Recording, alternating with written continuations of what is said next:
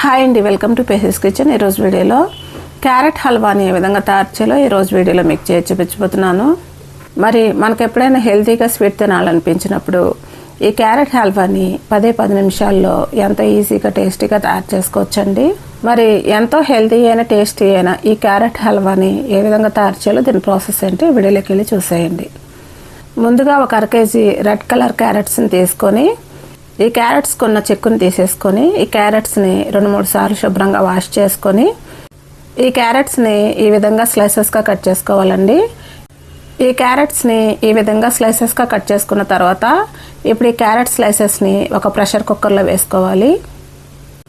ఈ క్యారెట్ స్లైసెస్ని ఈ ప్రెషర్ కుక్కర్లో వేసుకున్న తర్వాత ఇప్పుడు దీంట్లోనే 1 కప్పు వరకు మిల్క్ వేసుకోవాలి.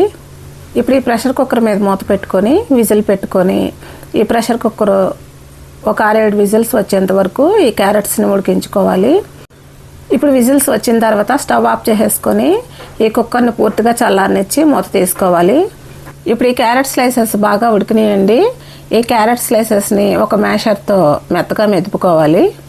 క్యారెట్ హల్వాని నెయ్యిలో వేయించే పని లేకుండా క్యారెట్ హల్వాని ఈ విధంగా చేసుకుంటే మన హెల్త్కి ఎంతో మంచిదండి. ఇప్పుడు ఈ క్యారెట్ స్లైసెస్ని ఈ విధంగా మ్యాష్ చేసుకున్న తర్వాత ఇప్పుడు దీంట్లోనే 1/2 కప్పు వరకు మిల్క్ పౌడర్ వేసుకోవాలి. దీంట్లోనే మనం షుగర్కి బెల్లంకి బదులు మాంక్ ఫ్రూట్ స్వీట్నర్ 2 టేబుల్ స్పూన్లు వేసుకోవాలి. ఇప్పుడు ఈ క్యారెట్ హల్వాని స్టవ్ మీద పెట్టుకొని వీటిని అన్నిటిని కూడా మొత్తం మిక్స్ అయ్యేటట్టు ఒకసారి బాగా కలుపుకోవాలి.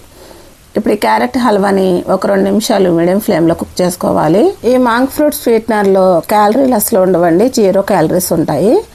మీకు ఇది కావాలంటే డిస్క్రిప్షన్లో ట్యాగ్ చేసి పెడతాను. మీకు కావాలంటే లింక్ ఓపెన్ చేసుకొని పర్చేస్ చేసుకోవచ్చు.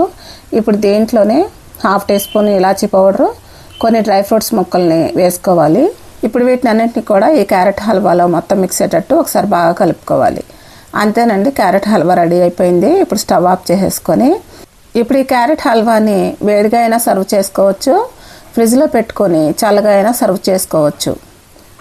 ఇప్పుడు ఈ క్యారెట్ హల్వా మీద కట్ చేసిన బాదం పప్పు, జీడిపప్పు, పిస్తా పప్పుని గార్నిషింగ్ చేసుకుంటే చాలా టేస్టీగా ఉంటుందండి. అంతేనండి, ఎంతో టేస్టీగా ఉండే క్యారెట్ హల్వా రెడీ అయిపోయింది. మరి ఎంతో హెల్తీ అయిన టేస్టీ అయిన క్యారెట్ హల్వాని ఎంతో ఈజీగా టేస్టీగా తయారు చేయడం చూసారు కదా. మరి ఈ వీడియో మీకు నచ్చితే కనుక కమెంట్ రూపంలో తెలియచేయండి. మరిన్ని హెల్తీ రెసిపీస్ కోసం మన ఛానల్ సబ్స్క్రైబ్ చేసుకుని బెల్ ఐకాన్ ప్రెస్ చేయండి. Thanks for watching.